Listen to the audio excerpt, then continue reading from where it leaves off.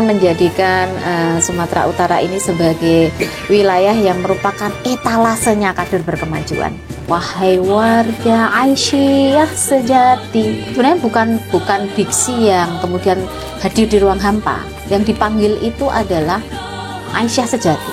Ya, mari kita bersama-sama menjadikan Sumatera Utara ini sebagai wilayah yang merupakan etalasenya kader berkemajuan.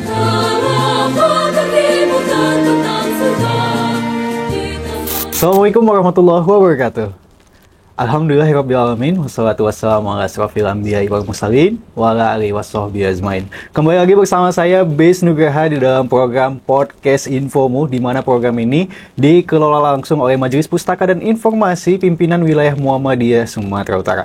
Diproduksi dari Gedung Dakwah Muhammadiyah, tepatnya di lantai 3 di Jalan Sisingamangaraja nomor 136 Medan. Sahabat dakwah Muhammadiyah, hari ini kita kedatangan tamu yang sangat spesial. Beliau sangat dihormati juga ya. Kalau di kampusnya mungkin dipanggil ibu, tapi kalau kita panggilnya mbak ya. Soalnya masih muda kayaknya.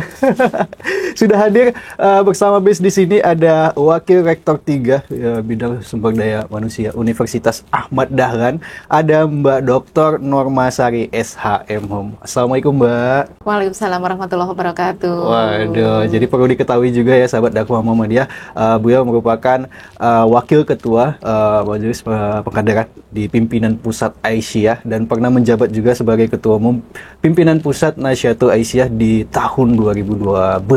Nah, kita akan berbincang-bincang nih terkait kedatangan beliau jauh-jauh dari Yogyakarta ke kota Medan. Ini dalam rangka apa sih Mbak? Alhamdulillah, hanya atas rahmat Allah saya kembali diperjalankan ke Medan untuk membersamai ibu-ibu Aisyah yang hebat dan berkemajuan untuk senantiasa meningkatkan berbagai strategi dalam berdakwah maupun melakukan perkaderan di lingkungan Aisyah. Jadi ini udah berapa kali ke Medan?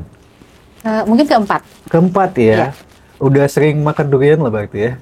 Ya, ada yang khas durian di sini. Rasanya tak terlupakan. Oke, kalau untuk kesibukan di kampus Universitas Ahmad Dahlan seperti apa? Sehari-hari saya di Wakil Rektor Bidang Sumber Daya Manusia. Tentu itu sangat relevan ya, karena sehari-hari juga di Aisyah saya di Majelis Pembinaan Kader dan juga pernah di Majelis Pendidikan Kader Pimpinan Pusat Muhammadiyah. Jadi yang saya urusi setiap hari adalah berkenaan dengan sumber daya insani, sumber daya manusia, bagaimana kita bisa menampilkan performa terbaik dari SDM yang dimiliki oleh Muhammadiyah dan Aisyah dimanapun dia berada, baik di dunia profesional maupun di aktivitas Muhammadiyah dan atau Ortom. Oke, nah tema kita pada kali ini yaitu upaya penangguhan ideologi kader Aisyah dalam menghadapi perubahan era disrupsi.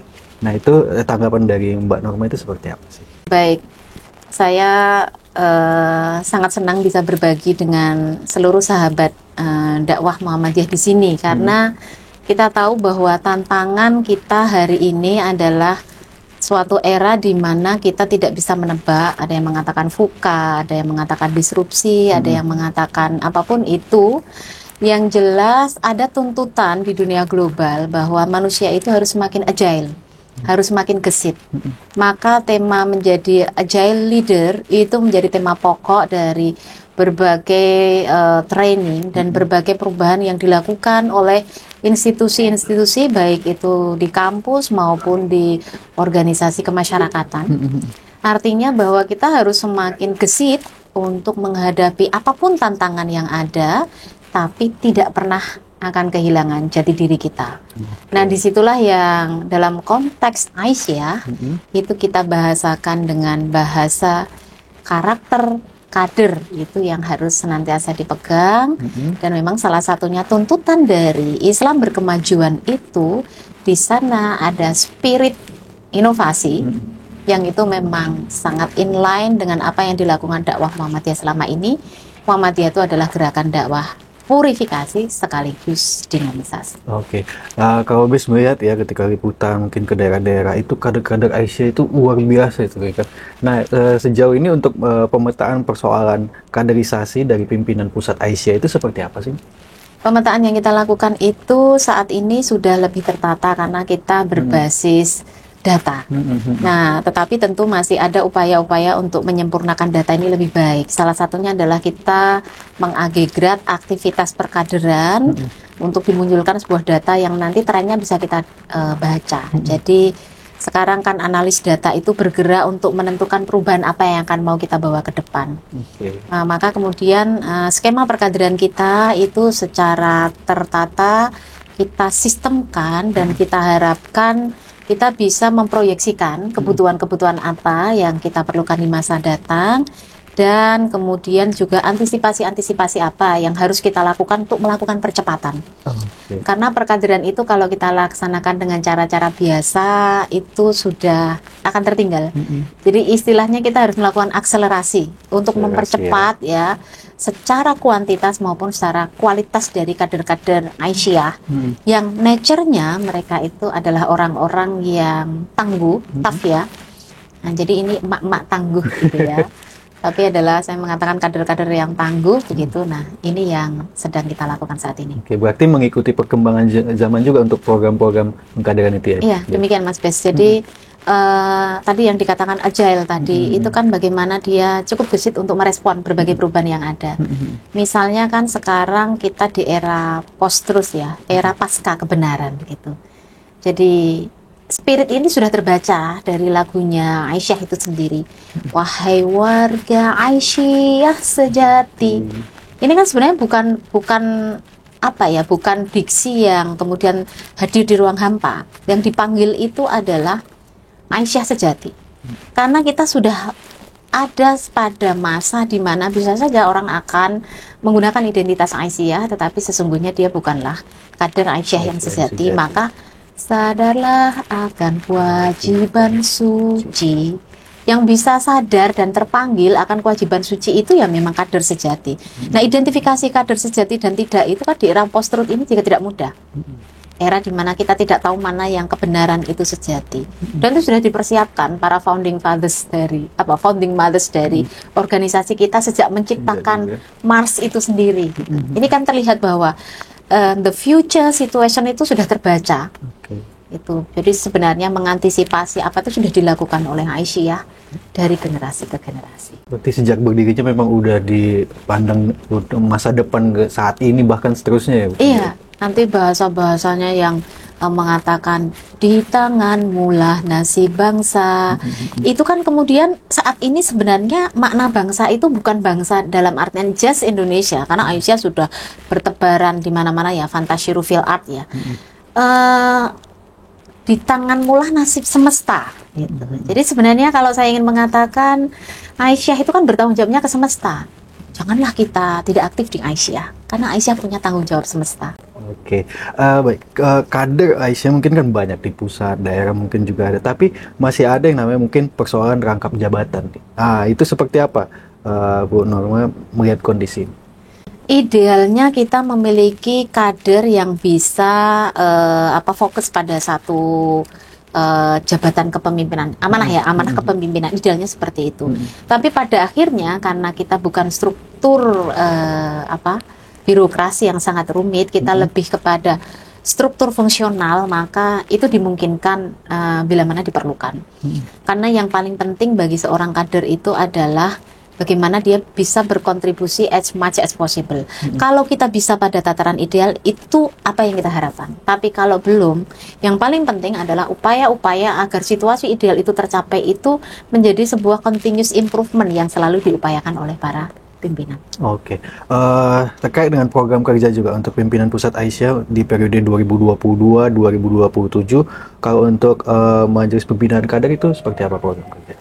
Program kita yang utama adalah penguatan kaderisasi. Jadi penguatan ini kemudian kita kembangkan dalam berbagai skema. Ya, bahwa kaderisasi itu bukan hanya milik majelis pembinaan kader. Tapi persoalan kaderisasi, persoalan penguatan karakter ideologi kader itu adalah milik semua pimpinan. Dan nanti harus kemudian masuk ke semua anggota. Maka program-program yang kita buat, baik itu ada perkaderan utama dan perkaderan fungsional, itu merupakan program yang saling melengkapi. Kita bicara model-model perkaderan hari ini kan tidak bisa seperti 10-20 tahun yang lalu. Nah, di periode ini kita kembangkan perkaderan fungsional, kita memiliki namanya sekolah ideologi kader. Oke. Yang itu di luar perkaderan utama. Kita juga mulai mendesain kader chapter. Kita juga ada namanya kader camp. Ya karena Beraisyah hari ini itu membahagiakan dan mencerahkan itu. Jadi kita tidak harus dalam bentuk yang sangat formal, tapi itu ada konsolidasi yang bentuknya itu aktivitas refreshment, tapi kemudian yang paling penting pasca kader camp dan lain sebagainya itu kita melakukan aksi-aksi yang itu semakin meneguhkan dan tradisi mengkaji itu menjadi salah satu yang penting, dan pada periode ini kita melakukan perubahan mengenai sistem perkaderan Aisyah. Oke. Hari ini akan dilaksanakan training of trainer di Baitul Arqam di Kota Medan. Nah, itu seperti apa? Mungkin yang akan disampaikan dalam TOT ini, Mbak. TOT ini sebenarnya bukan hanya sekedar aktivitas rutin untuk mengupgrade kapasitas daripada para trainer gitu. Tetapi yang paling penting adalah TOT ini merupakan konsolidasi untuk menggerakkan perkaderan sampai akar rumput. Jadi sebenarnya peserta yang akan datang ke Medan pada siang hari ini itu memiliki amanahnya tuh middle and long term amanah gitu, bukan hanya sekedar menyelesaikan. Tapi karena pasca di sini beliau nanti harus mendesain perkaderan, menggerakkan perkaderan, karena kunci Aisyah itu kan sebuah gerakan. Dan itu diputuskan di Tanwir kemarin. Gerakan Aisyah itu identitasnya jelas. Jadi bukan sekedar organisasi. Nah, menggerakkan ini yang kemudian nanti menjadi PR bagi para kader kita untuk sampai perkaderan di level cabang dan ranting itu bisa berjalan dengan baik. Baik ya, Mbak ya. Oke, masih banyak lagi pertanyaan Bes, tapi kita break dulu ya, Mbak ya. Siap Kita Mas Bes. santai lagi. Jadi buat sahabat dakwah Muhammadiyah, jangan kemana-mana, karena masih banyak perbincangan Bes bersama narasumber kita. Ada Mbak Dr. Normasari SHM Hum, selaku Wakil Ketua MPK Pimpinan Pusat Aisyah. Kita break sejenak. Kepemimpinan perempuan dan kelompok rentan di berbagai tingkatan, khususnya di tingkat komunitas, sangatlah krusial dalam mengatasi berbagai problem yang masih dihadapi perempuan dan anak. Maka, Aisyah hadir dengan program Qoriyah Thoyibah, dan hari ini kami ucapkan selamat datang dalam acara Jambore Kader Qoriyah Thoyibah dengan tema Kepemimpinan Perempuan Berperspektif GETSI untuk perubahan berkelanjutan di komunitas. Kepemimpinan yang inklusif adalah kepemimpinan yang menyadari bahwa setiap individu, apapun latar belakangnya, berhak memiliki kesempatan yang sama. Dan sekaligus merayakan dan berbagi praktik baik untuk saling menginspirasi, saling belajar sebagai bagian dari knowledge management gerakan perempuan berkemajuan. Dan ini adalah best practices, contoh-contoh baik yang sudah secara aktual, secara konkret dilakukan oleh Aisyah dan Muhammadiyah secara keseluruhan. Deklarasi Pilkada Inklusif, tolak politik uang, tanpa diskriminasi, no one left behind. Tepuk tangan untuk kita semua.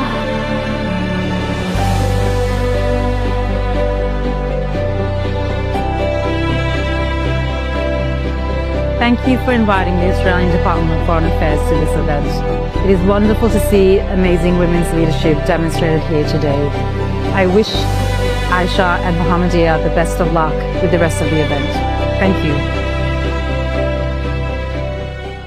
Baik sahabat dakwah Muhammadiyah, masih bersama saya Bes Nugraha dan bersama narasumber kita ada Mbak Dr. Normasari SHM selaku Wakil Ketua Majelis Pembinaan Kader Pimpinan Pusat Aisyah dan juga Wakil Rektor 3 Bidang Sumber Daya Manusia Universitas Ahmad Dahlan. Kita lanjutkan lagi ya Mbak perbincangan kita. Iya. Nah, Majelis Pembinaan Kader untuk Sumatera Utara termasuk susah-susah mudah atau gimana nih membina kader-kader di Sumut ini?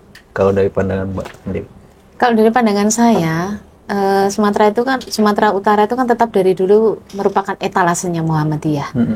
Sehingga apa yang ditanamkan oleh senior-senior di sini itu saya pikir tertransformasi dengan baik. Tantangan kita itu kan mempercepat lagi ya untuk di masa yang akan datang. Artinya modal yang dimiliki itu sudah sangat bagus, tapi tantangannya adalah bagaimana kita melakukan tadi percepatan agar kita semakin dinamis, karena dunia luar sana itu juga melakukan percepatan. Ya, tantangan yang di dunia luar itu kan melakukan percepatan. Nah, maka kita salah satunya. Nah, konsolidasi yang dilakukan oleh pimpinan wilayah Aisyah di Sumatera Utara untuk konsolidasi organisasi dan konsolidasi ideologis maupun konsolidasi aktivitas itu sangat nyata, dan kita harus memberikan dukungan yang seluas-luasnya agar konsolidasi ini nanti bisa ditindaklanjuti di level yang lebih bawah lagi. Nah, sehingga kemudian efek dari aktivitas yang dilakukan pada level pimpinan wilayah itu bisa kemudian secara gradual dan secara sistematis itu bisa di follow up oleh level pada bawahnya. Jadi yang penting itu kan kita melakukan tindak lanjut ya, bukan tidak lanjut. Tindak lanjut ya. Ya, bukan tidak lanjut. Oke, baik. Tapi terkait dengan kader Aisyah, mungkin yang masih kurang tahan banting atau mungkin ya kurang terkait dengan membangun jejaring di lingkungan, terkait mungkin ya Aisyah mungkin ya secara idealisnya mungkin seperti apa, mungkin kalau dari Mbak Norma sendiri melihat kondisi seperti ini seperti apa? Kalau tahan banting itu sebenarnya resiliensi kader Aisyah itu modelnya sangat kuat. Tetapi ini, jadi selama ini kita berupaya kader-kader kita itu untuk memperkuat kapasitas untuk daya saing, ya. Kita siap untuk itu. Tapi once kita bicara daya mitra, itu menurut evaluasi pribadi saya, kita masih harus terus menguatkan soal daya mitra. Sehingga soal jejaring tadi kan soal daya mitra. Ketika kita memiliki daya saing yang tinggi, artinya kita qualified di beberapa sektor di publik itu kan, kemudian daya mitranya itu harus diperkuat, karena salah satu karakter dari perempuan berkemajuan itu adalah dia bersikap inklusif. Bagaimana kita bisa bersikap inklusif ketika kita tidak membangun jejaring yang kuat dan kemudian daya mitra kita itu rendah. Nah, kita harus mengungkit daya mitra para kader itu menjadi setara dengan daya saing. Dan spirit untuk menguatkan daya saing sekaligus mengungkit kembali daya mitra inilah yang bisa kita harapkan menjadi salah satu strategi agar kader-kader kita bisa tadi fantasyiru fil art ya, bertebaran di muka semesta ya, untuk memberikan kontribusinya masing-masing. Oke, berarti melakukan kerjasama baik itu pemerintahan juga gitu ya. Kalau di pimpinan pusat sendiri kerjasama seperti apa yang dilakukan?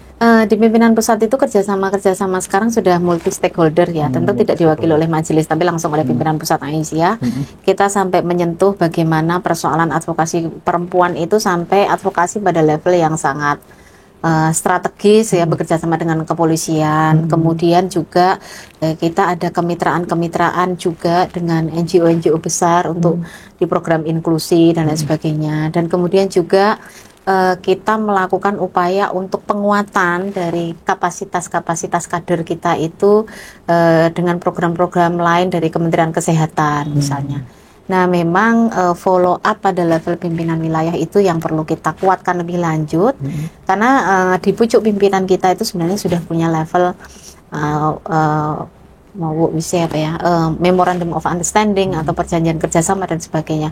Follow up itu yang perlu terus kita evaluasi untuk kemudian kita lihat apakah dia juga bergerak pada level di wilayah daerah cabang dan ranting. Oke. Besok juga Mbak Norma akan mengisi terkait dengan pelatihan TOT Mubalik Aisyah. Nah, itu seperti apa nih, Mbak? Itu ngisi juga ya? Ya. Mubalik Aisyah ini kan kita secara kapasitas sebenarnya modal kita itu ada, tetapi secara kuantitas boleh dikatakan kita masih harus terus memperbanyak ya. Untuk saya tidak mengatakan sedikit gitu ya. Nah, itu artinya apa? Kita masih punya PR di situ. Jadi berdakwah dalam artian tabligh, menyampaikan, dan sekarang kita punya banyak platform, baik itu ada platform sosial media, kemudian ada platform offline, dan dengan dinamika pangsa dakwah kita yang juga semakin dinamis, itu memang kita perlu saat ini memperbanyak jumlah secara kuantitas. Nah, kalau kualitas insya Allah akan inline, kita terus melakukan upaya pembekalan. Jumlah dan strategi yang kita siapkan di multi platform itulah yang akan besok kita bicarakan dengan kader-kader di Sumatera Utara. Oke, jadi ada kayak pelatihan-pelatihan juga terkait dengan Mubalik dan Mubaligot ini supaya lebih berkembang lagi ke depannya gitu ya? Iya, karena majelis tabligh itu kan sebenarnya sangat dekat. Ada dua majelis yang itu hukumnya wajib di Indonesia. Yang pertama adalah majelis kader, yang kedua majelis tabligh. Karena core dakwahnya Aisyah itu ada di situ. Ya. Itu tentu yang lain juga sangat penting, pendidikan, paudasmen, kemudian kesehatan dan sebagainya. Tetapi kan kemudian dua majelis ini yang sejak pertama kali Aisyah berdiri itu sudah ada, itu harus kita kembangkan lebih lanjut. Dengan mengembangkan yang lain, yang ini juga tetap. Dan tadi kita harus memperbanyak jumlahnya ya, mubalighot kita untuk memberikan pencerahan kepada diri sendiri, kepada keluarga, dan tentunya juga kepada masyarakat yang ada di sekitar kita dengan segmen yang juga sangat banyak. Segmennya itu sangat banyak dan kita tinggal memilih segmen yang mana yang mau kita bidik. Oke. Tadi menarik sekali yang Mbak sampaikan, ingin menambah kuantitas dari mubalighot ini. Nah, sejauh ini kan mungkin masih terbatas mubaligh itu. Permasalahannya di mananya sih letak permasalahan mungkin sehingga mubalighot ini masih ya bukan sedikit juga kan gitu kan, sebenarnya banyak, mungkin nggak muncul ke permukaan aja kali ya. Yang pertama memang basis data kita memang masih perlu kita rapikan. Tadi saya mengatakan saya itu tipikal yang kemudian strict dengan bahwa kerangka berpikirnya orang Muhammadiyah itu diawali dengan data gitu. Jadi mengapa sampai di Muhammadiyah ada majelis pustaka dan informasi itu memang juga kita itu diawali dengan data. Dengan data itulah kemudian kita bisa melakukan analisis. Jadi pemetaan dakwah kita memang juga harus lebih kita seriusi dengan harusnya sudah kita bantu dengan kecanggihan teknologi informasi untuk memetakan persoalan-persoalan yang ada. Nah, dari situ nanti kita muncul. Nah, yang tercapture saat ini mengenai jumlah juga belum terkonsolidasikan. Upaya untuk merapikan perkadran tadi itu untuk gather the information, untuk mengumpulkan informasi mengenai sebenarnya di setiap cabang kita punya berapa mubalighot dan apakah itu cukup, nanti di platform online kita punya berapa dan apakah itu sudah memadai. Nah, itu yang harus kita evaluasi. Saya masih di situ saja. Saya belum menemukan bahwa apakah Aisyah itu enggan ini kan tidak. Tapi ini soal kita harus merapikan secara internal, ada self evaluation untuk merapikan apa yang ada di internal kita. Oke, terkait dengan mubalighot ini menarik juga, Mbak. Kalau di kampus-kampus mungkin ada program beasiswa yang nantinya para mahasiswa itu diterjunkan langsung untuk menjadi mubalighot di sana. Nah, kalau untuk di Universitas Ahmad Dahlan itu seperti apa? Ada program seperti itu, ada. Nah, kemudian yang sekarang tuh menjadi tantangan itu kan di dakwah di sosial media ya. Ini saya lihat dari kampus itu adik-adik di PTMA itu belum menguasai itu. Tapi kalau mereka menguasai berita dan sebagainya, mereka cukup menguasai itu. Tapi untuk menguasai medan mubaligh dan mubalighot di sosial media, rasanya kita perlu banyak melakukan talent scout ya terhadap adik-adik ini. Oke. Nah, Indonesia Mas menuju 2045 mungkin masih akan menjadi peluang di tengah isu sekarang, katanya Indonesia gelap ya kan, disuarakan anak-anak muda Indonesia. Ini kan situasi di mana titik kritis anak bangsa kita itu tidak hanya melihat fenomena yang ada di dalam negara kita. Tapi mereka sudah terakses dengan teknologi informasi yang mereka akan tahu putaran dunia global itu seperti apa, sehingga mereka bisa melakukan komparasi. Nah, dari komparasi itu kan titik kritisnya kemudian mereka kenapa di luar bisa lebih baik dan lebih enak dan sebagainya. Pada satu sisi saya menilai positif kalau mereka berusaha melakukan komparasi dan kemudian melakukan upaya memetakan apa yang terjadi. Tetapi pada sisi lain barangkali ajakan untuk tidak stay di Indonesia ya. Saya tidak mau menggunakan tagar yang sekarang sedang trending berkembang. Ajakan untuk tidak stay di Indonesia itu menurut saya juga bukan satu-satunya jalan. Tidak salah kita memberikan kontribusi pada bangsa dan negara dimanapun kita berada gitu. Ya, kalau saya ingin menanggapi secara positif itu berarti itu menjadi kerja bareng kita untuk minadul mati lan nur ya. Jadi beranjak dari titik gelap tadi ke titik terang itu kan spiritnya Aisyah juga ya, minadul mati lan nur itu ya. Kalau Ibu Kartini mengatakan habis gelap terbitlah terang gitu. Kalau Aisyah kan membaca bahwa hadirnya pergerakan kaum perempuan ini untuk melepaskan belenggu bahwa perempuan itu hanya berada di sumur, kasur, dapur dan lain sebagainya. Nah, kontribusi ke depan itu yang harus kita up dan kemudian juga ruang-ruang itu yang harus kita up. Ketika mereka merasa negara dan bangsa tidak memberikan ruang. kenapa Aisyah tidak memberikan ruang untuk itu? Kalau Aisyah memberikan ruang bagi anak muda untuk mereka bisa stay di Indonesia, sekali lagi saya tidak mau menggunakan istilah yang sedang trending, dan kemudian kita bisa memberikan kontribusi positif, saya yakin insya Allah semuanya akan menjadi titik yang strategis. Jadi dibalik sesuatu yang mungkin dipandang kurang pas, tapi kalau saya ingin selalu melihat satu fenomena itu positif, bahwa berarti anak muda sekarang kritis terhadap bangsanya. Nah, ini kan semacam peluang bagi Aisyah. Anak-anak yang kritis ini bisa kita ajak kerja bareng apa ya untuk membangun bangsa dan negara ini, karena Aisyah bukan milik Aisyah saja. Aisyah adalah ibu yang di tanganmu lah nasib bangsa. Nah, di tanganmu lah nasib semesta. Nah, titik-titik sebenarnya ini agaknya yang perlu kita diskusikan lebih panjang di Aisyah ya. Oh, ada fenomena ini, itu juga tugas kita. Iya, itu tugas kita untuk bagaimana merangkul mereka seperti itu, dan bahwa kemudian anak muda melakukan demo apa, kan kita di negara demokrasi menurut saya sepanjang itu masih konstruktif tidak ada yang perlu dikhawatirkan. Tapi kita perlu khawatir bahwa barangkali kita kurang waktu untuk mengajak energi dan kaum potensial ini untuk bersama-sama membangun Indonesia yang berkemajuan. Oke, baik Mbak. Balik lagi kita mungkin terkait dengan pengkaderan Aisyah. Sejauh ini terkait dengan pemetaan daerah-daerah mana saja sih Mbak yang mungkin masih kurangnya kader, mungkin bahkan ada yang banyaknya kader itu di daerah mana? Jadi kita on progress ya untuk melakukan pemetaan yang komprehensif. Jadi secara eksplisit saya tidak atau belum bisa memberikan wilayah-wilayah atau daerah mana yang kader kita masih kekurangan. Saya bersyukur bahwa adaptasi dari warga Aisyah terhadap teknologi itu sangat membantu. Hari ini kita secara paralel ada perkaderan yang digelar di Papua, dan kami pimpinan pusat Aisyah mensupport melalui platform online begitu. Itu artinya kan pergerakan ini terus dari ujung barat sampai ke ujung timur itu kita terus bergerak. Ya, tadi yang saya ingin sampaikan bahwa pergerakan ini ketika kita sedang hangat seperti ini kan adalah sebuah momentum bagi kita untuk secara bersama-sama merapikan tadi persoalan data dan analisis ini tren itu ke depan, dan juga merupakan momentum untuk kita ingat bahwa pergerakan pada level atas itu harus kemudian secara simultan juga dibarengi dengan level bottom up yang diranting dan cabang. Tidak hanya sekedar melihat fenomena itu, tetapi lebih kemudian juga mereka secara ini ada keterpanggilan untuk bergerak, sehingga kemudian kita tadi akan secara kuantitas maupun secara kualitas. Saya tidak pernah mengatakan kualitas itu penting, lebih penting dari kuantitas, tidak. Kuantitas itu juga penting. Itu sebabnya kita secara rutin melaksanakan proses perkaderan, baik itu perkaderan utama maupun fungsional, itu karena juga kita ada tuntutan kuantitas. Nah ya, karena semakin banyak kader Aisyah ya, semakin banyak yang akan berkontribusi memberikan respon terhadap persoalan-persoalan yang dihadapi oleh semesta.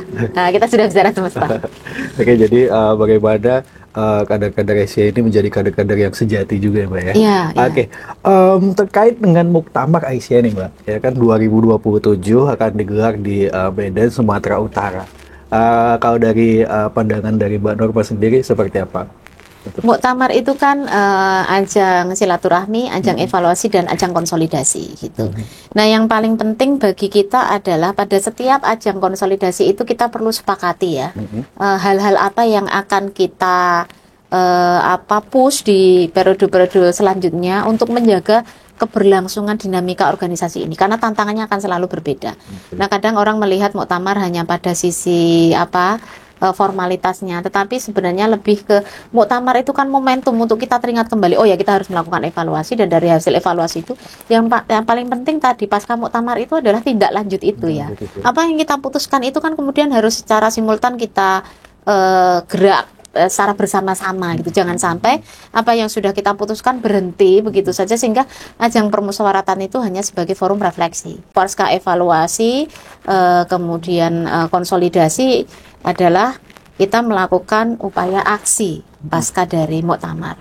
Nah, semoga dengan pimpinan wilayah Sumatera Utara ini menjadi tuan rumah, itu juga semakin menggugah kesadaran bottom up untuk senantiasa bergerak, berkontribusi untuk persyarikatan yang kita cintai ini. Oke. Apakah ada target tersendiri, Mbak, dari pusat terkait mungkin kader untuk menuju muktamar di 2027? Target kita sudah punya tadi data yang cukup rapi ya untuk mengkonsolidasikan kader kita. Trennya nanti sudah mulai kita baca dan beberapa program baru sudah lebih familiar tadi dengan model-model yang baru tadi. Sehingga ke depan di muktamar itu akan kita rumuskan lagi tambahan-tambahan apa yang penting untuk mengawal perkaderan kita itu bisa benar-benar mewadahi berbagai segmen. Karena kader Aisyah itu kan multi resource ya, dari mulai kalau pilarnya kan ada pilar perkaderan keluarga, ada pilar perkaderan Muhammadiyah dan Ortom, ada pilar perkaderan amal usaha, dan juga di luar itu kan ada pilar perkaderan yang bernama komunitas dan lain sebagainya. Nah, perkaderan komunitas ini juga mulai kita bawah, dan karena karakter perempuan berkemajuan itu adalah inklusif, kader-kader Aisyah itu harus semakin inklusif terhadap berbagai kelompok masyarakat yang mereka sebenarnya terpanggil tadi untuk menjadi Aisyah sejati ya. Itu kan panggilan itu yang kemudian harus kita kelola secara utuh agar ya kesejatian itu bisa lebih bermakna. Oke. Agak filosofis ya. Baik, Mbak, mungkin terakhir motivasi mungkin yang bisa Mbak Norma sampaikan kepada warga persyarikatan Aisyah, khususnya mungkin di Sumatera Utara menjelang 2027 Muktamar Aisyah nanti. Ya, mari kita bersama-sama menjadikan Sumatera Utara ini sebagai wilayah yang merupakan etalasenya kader berkemajuan. Etalasenya kader yang memiliki karakteristik sebagai perempuan berkemajuan, sehingga kemudian karakteristik Aisyah yang sebagai sebuah gerakan, salah satunya adalah gerakan perempuan Islam berkemajuan itu benar-benar bisa terbaca oleh dunia sana. Jadi semesta akan memfokuskan titik fokusnya salah satunya adalah ke Sumatera Utara, karena di sini adalah menjadi, bahasa saya adalah selalu etalase. Karena kita tahu yang ada di etalase pastilah yang terbaik gitu. Ya. Jadi kita jangan berada di sudut-sudut ya. Jangan menjadi kader yang di pinggir-pinggir, tapi kita menjadi kader yang di etalase terdepan, tentu dengan spirit bukan apa-apa, tetapi spiritnya adalah kita menjadi teladan, karena dengan demikian kita berusaha untuk memberikan baju kebesaran sebagai kader itu sebagai sebuah baju tanggung jawab, bukan baju kebesaran untuk menunjukkan siapa kita, tetapi untuk mengingatkan kita bahwa pada setiap kontribusi itulah sebenarnya identitas kita berada, bukan pada setiap tertulis namanya, tetapi pada setiap karya nyata dari seluruh kader Aisyah. Baik. Luar biasa sekali sahabat dakwah Muhammadiyah perbincangan kita bersama Mbak Dr. Norma Sari SHM. Terima kasih Mbak sudah berhadir di studio podcast Infomu ini. Ini sangat penting ya untuk kita menyapa seluruh sahabat dakwah yang ada di Sumatera Utara maupun lainnya juga yang menyimak. Oke, mudah-mudahan bisa berbincang lagi ya Mbak ya. Rencana di Medan berapa hari? Di Medan itu mau berapa lama pun yang penting selalu berkesan. Oke. Semoga lancar kegiatannya di Sumatera Utara Mbak, dan sehat-sehat sampai nanti kegiatannya. Iya, terima kasih. Terima kasih. Assalamualaikum warahmatullahi wabarakatuh. Waalaikumsalam warahmatullahi wabarakatuh. Baik sahabat dakwah Muhammadiyah, itu dia perbincangan base bersama Mbak Dr. Norma Sari SHM selaku Wakil Ketua Majelis Pembinaan Kader Pimpinan Pusat Aisyah dan juga Wakil Rektor 3 bidang Sumber Daya Manusia Universitas Ahmad Dahlan. Mudah-mudahan ini menjadi motivasi juga bagi warga persyarikatan Aisyah di seluruh Indonesia, di luar negeri, bahkan di Sumatera Utara khususnya, untuk menjadi kader Aisyah yang sejati. Kini saatnya saya Bes Nugra pamit undur diri. Wassalamualaikum warahmatullahi wabarakatuh.